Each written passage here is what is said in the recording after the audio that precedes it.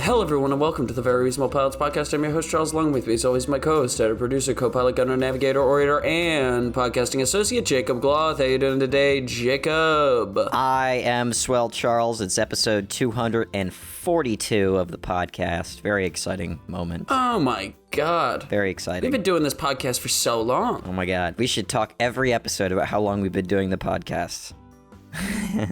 We should. I know. I went to a live podcast recording, like a live show. Yeah. It was the 100th episode of this podcast. I'd never listened to the podcast before. It was fun, but it was the 100th episode, and I was like, oh, so how long have you guys been doing it? Like, maybe a year? They've been doing it for 8 years, on and off. 8 fucking years, and it took them that long to get to episode 100. How are you not putting this out weekly? Come on. Yeah. Weekly. We've been doing this, 4 years? Mm-hmm. And we're at episode 242. Yeah. So, I'm starting beef right now with the Meandering Movie Podcast, all right? I just called them out. Damn. They have hundreds of listeners. We have 4.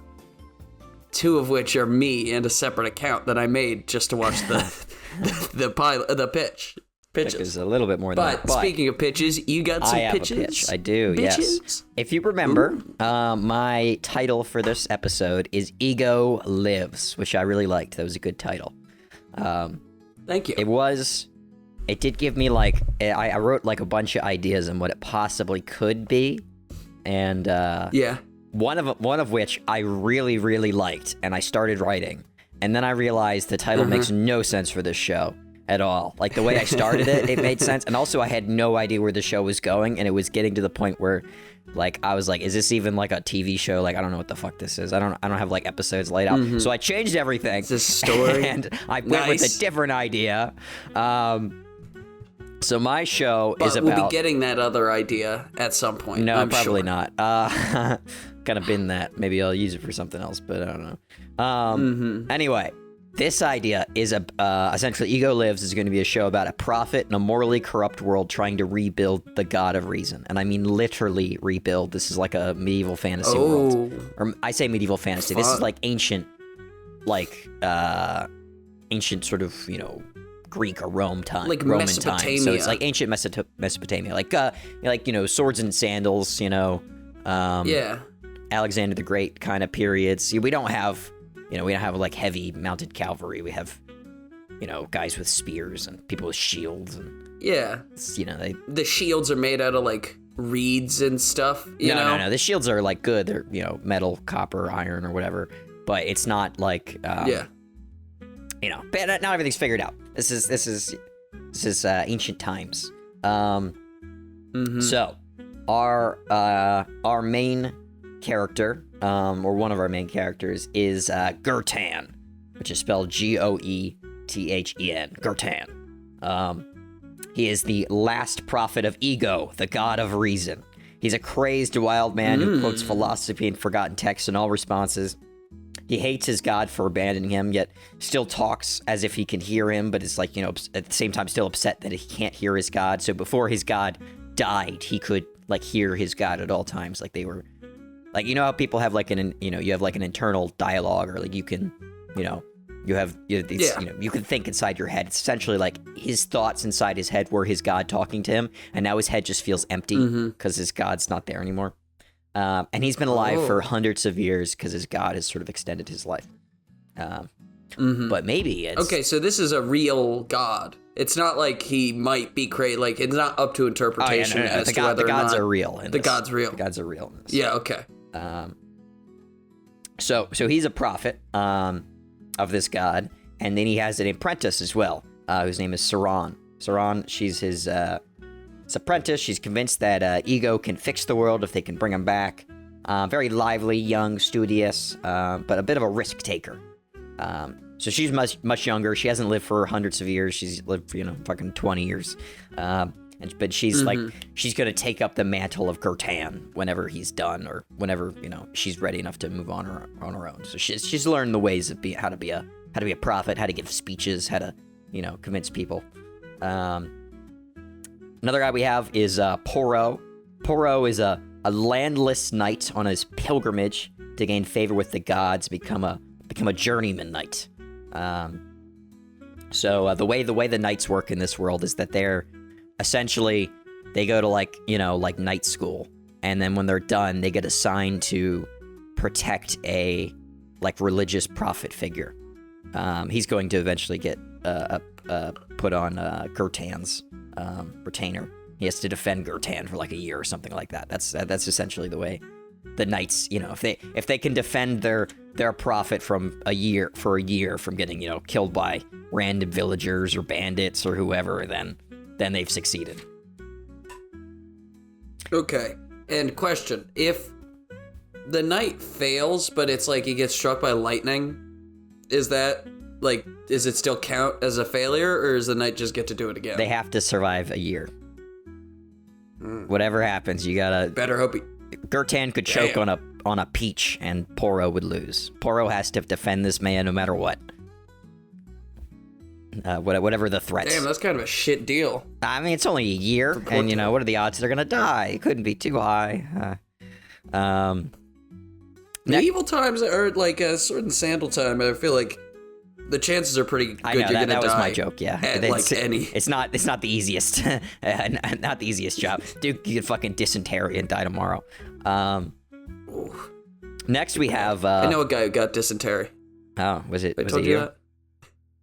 No, it wasn't me. If I had dysentery, I wouldn't shut up about it. I'd tell everyone I had dysentery. I would make sure people knew that I had dysentery at one point or another. Okay, that's kind of weird, to be honest.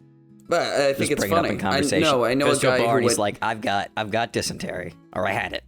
And yeah. You're like, okay, sir, what did you want to drink? Not have it anymore.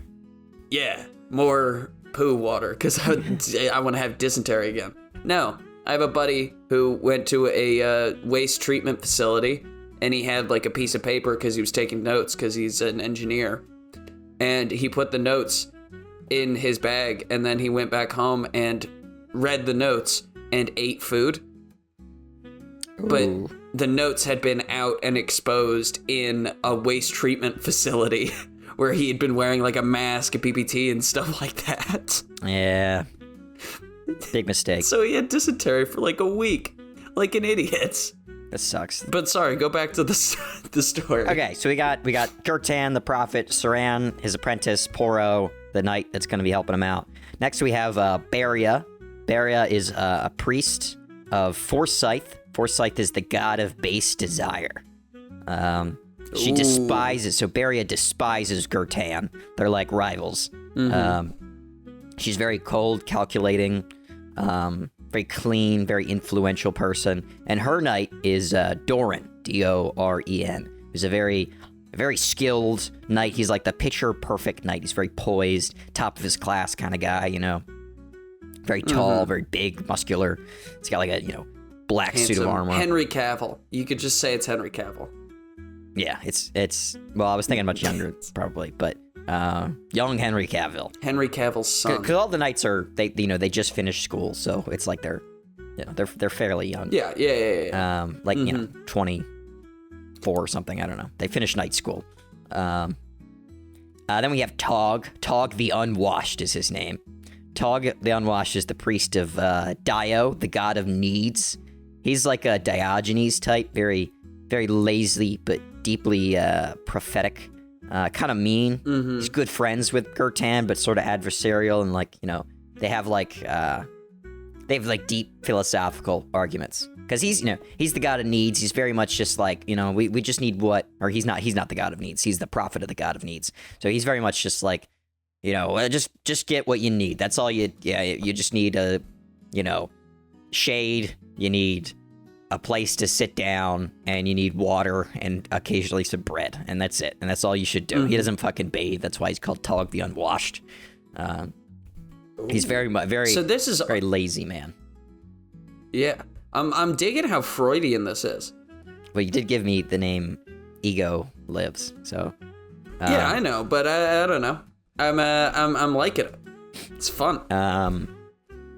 So we have Tog the Unwashed. That's one priest. Priest of Dio, the god of needs. Forsyth is the god of base desire, whose priest is Beria, and then Goethen, who's the prophet for ego, which is the god of reason. I forgot to mention Tog has a knight whose name is Saigo. Saigo used to be a very serious knight, which we'll get in their first interactions. Very like uptight person, very has to have his uniform perfect and everything. But he works for Tog for a while, and he becomes really super easygoing. Tog's like in the street, sort of like basking in the sun, and Saigo will be like in a nearby cafe, just hanging out, like drinking or like chatting with people. He's like he realizes he's got like the chillest night gig, and he kind of likes it. Yeah. So the pilot. Does he complain about the smell? I think like in the beginning it's gonna really bother him, and then after a while it doesn't. Like he just gets used to it. It's kind of one of those nose blindness things. Yeah, exactly. Yeah. So the pilot, Goethen, stands up high in a fiery pulpit, giving a rousing, super inspired speech about the death of reason and the insanity in their world: war, famine, cannibalism, sacrifice, cutting off of hands for good luck. He decries the fall into desire, and he decries the sadness about people falling into desire, and warns against greed and attributes that are bad, and the faults of man that led to the death of reason. He points out that once reason reigned and great kings led times of peace, but ego was slain, and now the empires are gone and only warlords and desolation remain. Talks about how we must rebuild our reason ourselves. We must grow as man and reach into the abyss and claim it as our own. Ego has abandoned me, and me being him. But reason can remain. Reason we can reclaim. Then we zoom out, and the market is completely empty, except for a man selling fish who's being quiet. And after Soran finishes clapping, the man asks if he can go back to selling and hawking his fish. And Goethen just nods. And the man starts yelling about cheap fish, which draws a massive crowd very quickly. I was going to say a bunch of people show up for him. Yeah. So, a little sad. We cut to a restaurant where Goethen is sitting, just sad, super sad about how his big speech, his big moment just didn't lead to anything. And he's drinking heavily while Soran is trying to cheer him up, and Goethen is distraught. He explains that he's been on this massive lecture tour. They've gone to all this big cities around, and every single one, nobody gives a crap about his speeches. Nobody cares about reason. Nobody gives a fuck. It doesn't matter. So his lectures have been totally disastrous. No one cares about reason's dead, and ego is silent. He himself is even beginning to forget what his god's voice sounded like. And he's like, what is a prophet who, without his God, I'm just, just this useless lump of flesh. And at this moment, a new speaker takes the pulpit, and a crowd gathers very quickly. This speaker is, of course, Beria, the prophet of foresight, the god of desire, who everyone loves and is very much alive and doing well in this world. And Beria declares that all the debauchery and wants of man, you can have them, you can take them. She says they're good, and you can kill and eat whatever you want. And everyone's like, hell yeah, that's awesome. Woo. And people just start killing and eating each other in the crowd. But it's like super casual. It's not like people are cheering it. It's very weird. Yeah. It's like, it's just very strange. Someone just leans over and takes a bite out of somebody. And they like cheer too. They're like, yeah, woo. Like, they all love it. Yeah. Eating it up, literally. Wordplay. And Beria gets lavished with donations. And Goethen is seething. At this moment, as Barry is getting the donations, of course, we also need Goethen to get the check for his drinks, which he can't pay, and they have to ditch out on the meal. Beria passes him and jokes about how dead gods are it's better to leave a dead god in their grave rather than give these pointless speeches about reason or whatever, like just a fucking idiot. You fucking dork. And Goethen, now convinced that he should kill himself, ditches Soran and goes off into the woods to find some bandits that can slaughter him. Soran, meanwhile, goes to the ceremony that they're supposed to be going to, which is where the knights are picked.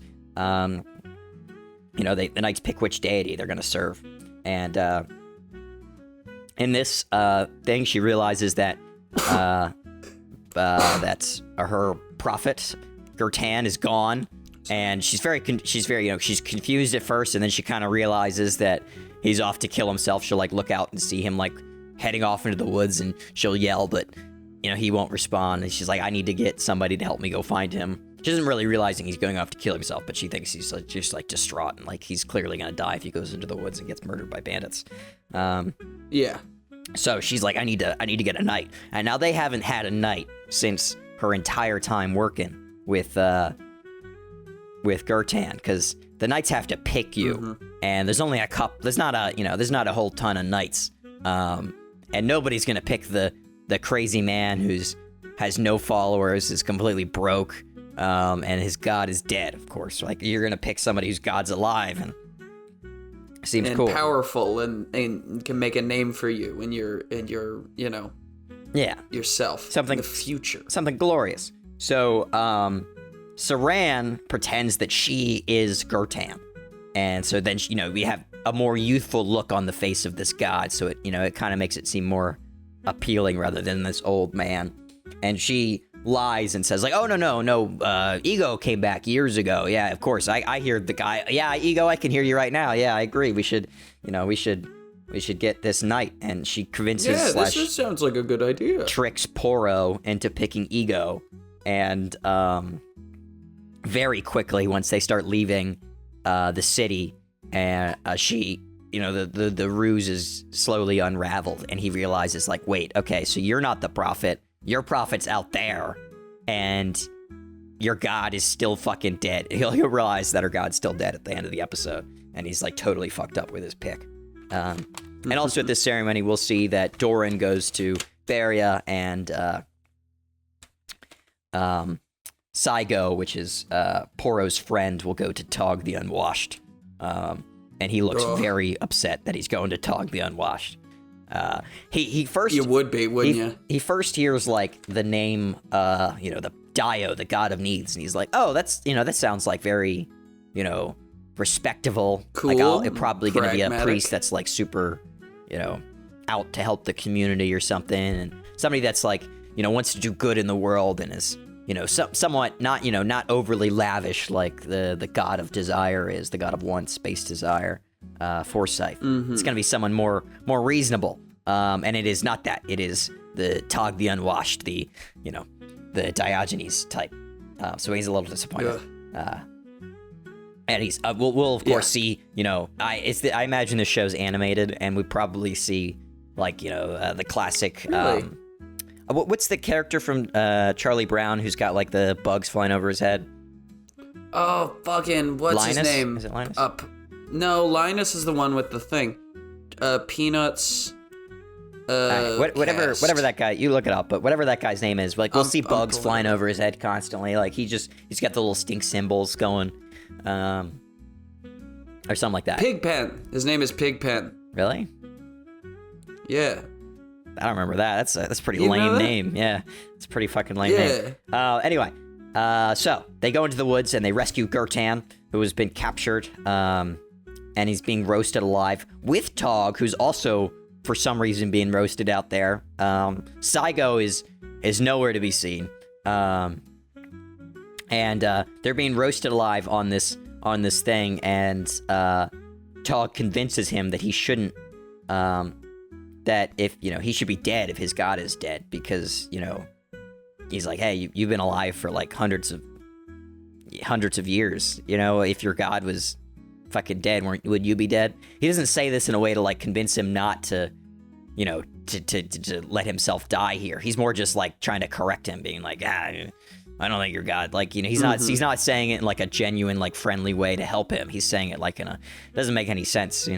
Your god, if you're still alive, you should be dead by now anyway, right? Because your god's gone. So why is your life being extended? And so in this moment, Goethen's like, okay, clearly there must be some sliver of my god still alive. So they'll get rescued by Saran and Poro, and the bandits will be defeated. And Poro is gonna yell at them because he's mad that they lied and, their god's dead, so what's the point? But Goethen will go in this big speech and he's like, oh, but no, our god is still alive. There must still be a piece of him because I would be dead. So, we must go off into the world. We must search for him and rebuild him or save him or whatever we need to do. And he sort of convinces Poro that this is like a super knightly quest that he could go on. Like, can you imagine, like, all your other friends are off, just protecting people that already have gods. You'll be rebuilding a god. Can you imagine the glory that will come with that? And Poro's like, oh yeah, hell yeah, this sounds great. This is how I'm gonna be up there. This is gonna be awesome. That's what he's thinking. Yeah. So the show, I'll sort of just quickly run through what's gonna happen in the show. It's kind of about finding their god in this part. So they realize he must be like trapped somewhere, right? Because Goethen is still the only alive. reason So there's that you could think. Yeah. So that is the only thing that makes sense because Goethen is still alive. So there must be he must be somewhere. Because he wouldn't just abandon Goethen because they're like bros. So he must be trapped. He must not be dead. He must be in prison somewhere. So they spend like the whole first half of the season trying to find out where the god is. And the mid-season twist is, of course, that Ego is dead, but there's fragments of him. And Goethen's like, okay, well, my god's dead, but we have like this shard of his toe. So we're gonna, we can slowly rebuild him if we just get enough pieces. We don't need all the pieces. We just need enough that we can, infuse him into some sort of new being or body so that he can once again exist. So the show is going to be him finding all the pieces of his god Ego, the god of reason, and going through towns and different parts of the world that are just completely devoid of any reason or sanity. And the people are all pretty much everybody is behind the god of wants of desire. So people kind of just do whatever they want whenever they want in most of the towns, which is going to lead to obviously quite a bit of insanity. All sorts of crazy hedonism. Yeah. Lots of cult towns will have. I had an idea for one town where they just have this small little like novella book, which they believe is kind of like their Bible essentially, and they follow it like a book of laws, but it's like a romance novel. Like it's like an ancient romance novel, so it doesn't really make any sense at all for like what they have to follow. Yeah. And it's like trying to build a religion based off of like 27 dresses or something like that. Yeah, and they're like pulling out like extreme, like there's like a priestly man who's in charge of it, and he's like pulling out like crazy interpretations from like just super simple like romance novel tropes and things. He's like, well, clearly because at first she was not interested in the man, but he kept pursuing her. This means that you should not kill your sheep with a blunt knife. You must do it with a sharp knife because that means that the sheep is not the blade persists through the wool better, similarly to how Jacob, that's the name of the lover, persisted through the relationship with Amanda. Yes. Or whatever, something like that. Yeah, I'm picking up what you're putting down. I don't know, stupid things like that, but obviously it'd be more insane. And they're going to get trapped in this town and have to figure out their way out by using the romance novel as their basis. Like they have to use their own rules of the game against them. Their own logic against them. Yeah. I have an idea for a town. Oh, you do? Do you know about the dancing plague? Maybe. It was this real thing that happened in medieval Europe. I forget what part of medieval Europe. Where this entire town just started dancing until they all died. So I'm trying to figure out some way that we could do that, like add that in, right? Like some sort of, there's this town, maybe it's kind of like Footloose and dancing is illegal, right? And after the god of reason dies or he dies, but after the god of reason like stops being, it becomes a non-factor in people's lives. They like kill the priest who's in charge of the town, right? And they all like, I don't know, it becomes a dancing cult. Yeah. I don't know. There's something very interesting to me about a whole town of people who are just dancing, never stop dancing. You know? Yeah. And are they like going through like their jobs in the normal days while also dancing at all times? Yeah. See, that'd be great. What if we take But it it's one step not a farther? musical. It's not just a dance. It's like a musical town. Like Yes. they sing Okay, everything great. and they dance everywhere. And I don't know. The solution They should never be that they just acknowledge it. there's the solution by the end that is like, of course, our characters are going to hate this because musicals suck. At least in my opinion. Anyway, Jake hates so musicals. they're gonna have to everyone. burn down the town and like kill everyone's gonna have to die. It's like Kill all. because they'll find out it's like it actually is like a plague and they have to stop it. And there is no proper cure. And maybe the only way they're insulated from it is because I don't know, because they all have one of the artifacts from the god on them. So they're like able to be protected, but they'll see that anybody else that comes into the town immediately falls into it, and it's like sort of like a zombie plague that they have to like deal with, and so they have to destroy the town and burn it down. And there's like this one last epic musical number going as the town is destroyed. And like just before there's a piano player. the final person, the final girl can finish her solo, Poro will like chuck a knife at her head. And Sarah will be like, I wanted to hear that. And he's like, I don't know. Too bad, I hate nerd. musicals. I hate musicals. I'm definitely not a stand-in for one of the people who made this show for the writer. I fucking hate musicals. They're stupid. They are. Alexander Hamilton he didn't rap. He never rapped. I just don't like musicals. All right, I had to watch a lot of musicals when I was younger. I makes you not like them. I forgot.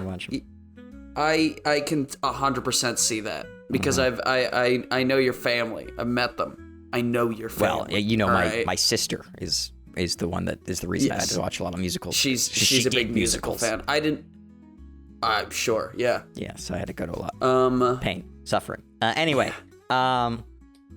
So they're now they're rebuilding Ego. That's like the second half of the season, and at the end of the show, Beria is going to try to hijack the idol that they've been building for Forsyth, because we're going to learn that Forsyth is actually like losing power, which is going to be interesting. So Forsyth has sort of extended himself in the world so much because he's like sort of tried to encapsulate the whole world. So it used to be like Forsyth, Dio, and Ego, the god of reason as well. With Ego gone, there's like a bunch more space. And Dio's kind of chill. Dio's obviously like Tog the Unwashed. They're just like, people just need stuff. That's relaxed. It's not. I'm never gonna need to extend myself, even if desire takes over. Yeah. It's like people still need shit. I don't really feel any need to push. I'm only concerned about what I need, not what I don't have any desire or ambition.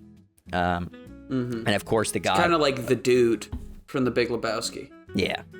That's how I'm kind of thinking about him. So Forsyth has, sort of expanded himself so much over, it has expanded itself so much over the world that it's like losing power, and it's like its sort of existence is really stretched, and so it needs some sort of basis where it can, centralize its power and to extend it, and that's what this idol that they've been building could do for Forsyth. Because essentially it's going to do the same thing for Ego, except, on a much smaller scale, just bringing him back into existence, or it back into existence. But what's going to happen is that, this is, the spoilers for the end of the show, is that Beria is going to hijack the idol and put Forsyth in it. But they've already put Ego into it. It's mostly built out of Ego. So now both gods are going to be trapped in this big sort of massive idol statue-looking thing that can, move around. So it's like a big, not like a mech, but like it's like, imagine a big stone man that can move. Imagining. Yeah, and so they're both trapped inside this thing, these two gods, and they're constantly like bickering at each other. These two things that like are just completely, absolutely opposite in the way they think and do everything. And basically the only thing they can agree on in their moment, and they're arguing, is that they should kill themselves, and so that this giant with both the gods trapped inside of itself will just go up to the wall and just bash its head against the wall until it explodes, and they all have to escape. I imagine they're in a mountain for this, and it's like they all have to escape the mountain. I was thinking a temple. Oh, temple works too. Big temple, like the end of a Indiana Jones scene where they all have to run out and the temple's collapsing. Yes. Okay. Of course, yeah. As this god continually bashes its head against the wall until it dies and the rubble falls down. Listen to reason. No. Slam, slam, slam. And this is, collapses. of course, now both their gods are dead. So Beria is just completely distraught.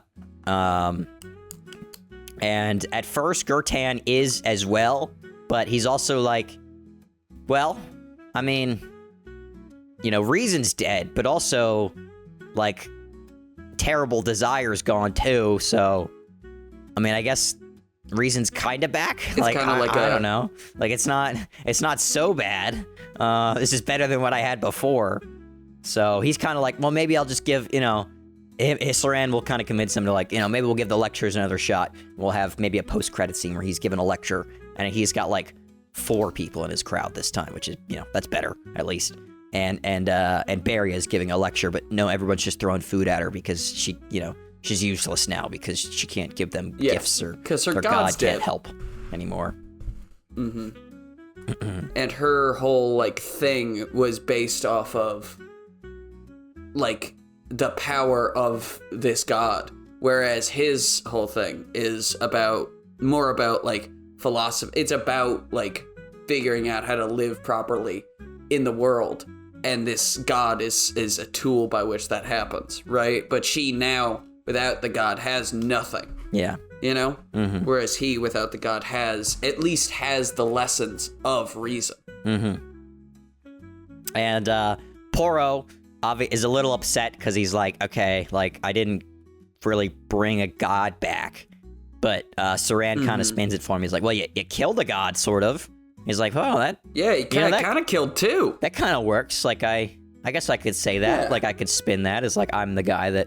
I brought a god back to life, and then I helped kill another one. Like I could spin that with the knights. That sounds cool. And Saran will have a squire. Yeah, he can move up in the world. Saran will also, she's sort of learned enough and experienced enough where she can move on to her own lectures as well. So maybe she'll give a speech at the end of near the end of the show as well.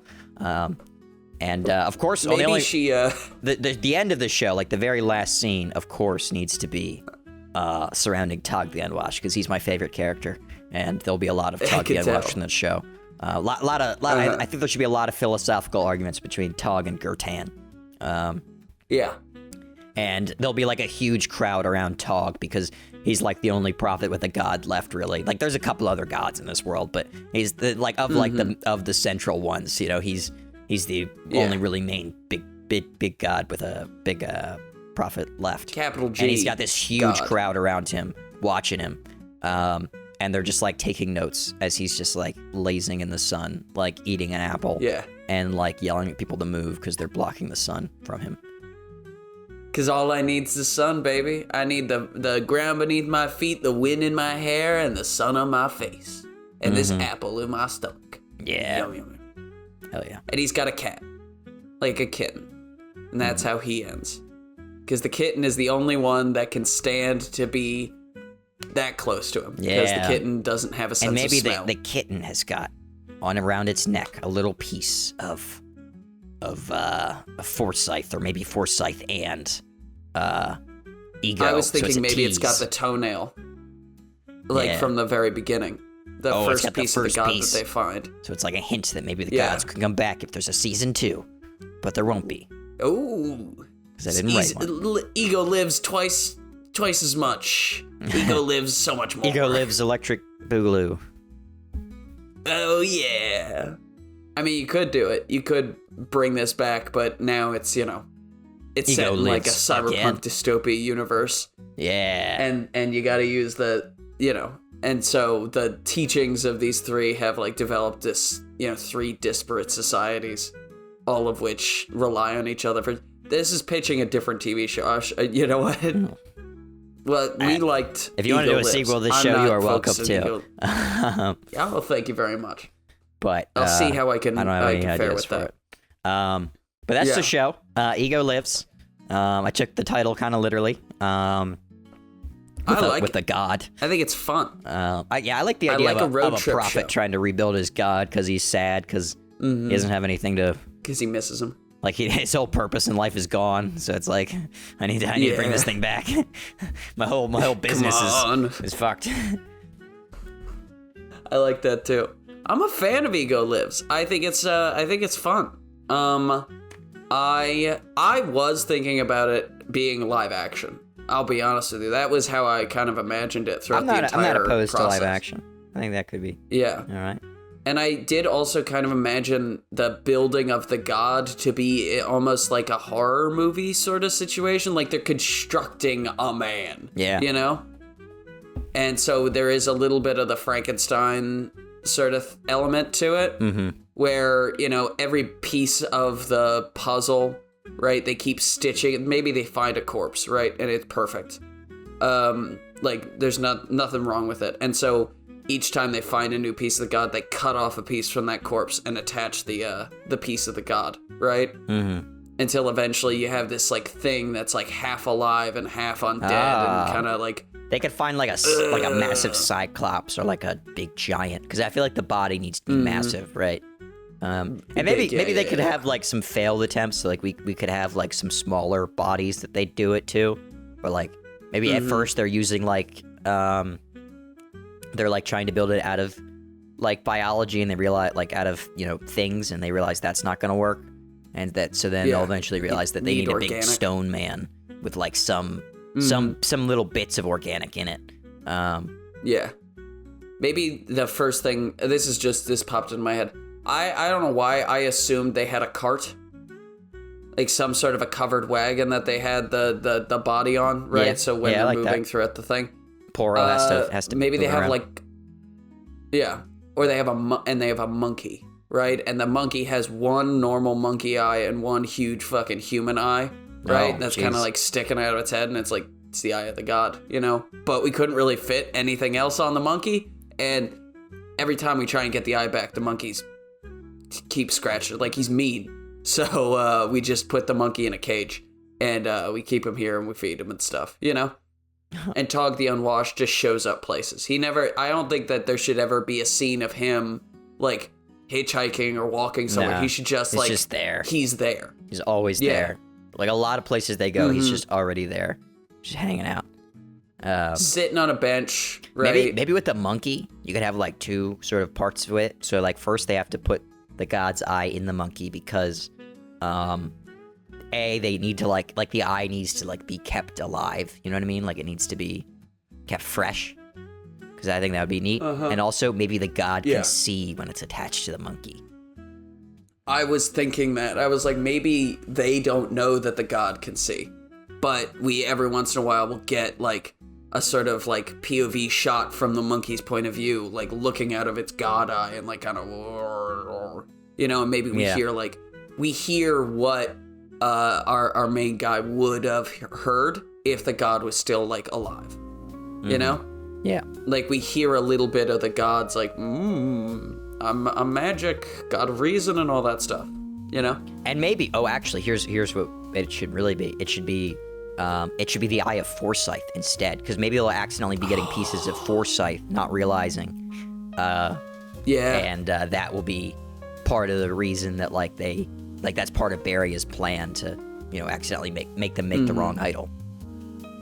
She's got one eye, and they unknowingly have the other eye, and so maybe she can see where they are through I like that. Her eye. She looks through the eye, and she can see through the monkey's eye. Oh, yeah. Maybe she, no, maybe it's gross. She has to, put the eye in her head. Oh, she's got it put in her mouth and fucking suck on it, and that's nasty. I was saying she has to take out her eye and put that eye in. Oh, yeah. But, backwards. Replace it. You know what I mean? So, the actual... Oh, so it's the actual, pupil is looking into her own head. maybe you see like the little bit of nerve, like she takes her own eye out, pops the eye in backwards, right? And you can see just like like a little string of nerve dangling out of her eye because the eye's backwards. Mm-hmm. That's so nasty. I like it though. It's fun. That'd be cool.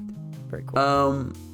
I like this show. Ego Lives. It's fun. It's freaky. It's funky fresh. You know, it's a classic VRP episode. Mm-hmm.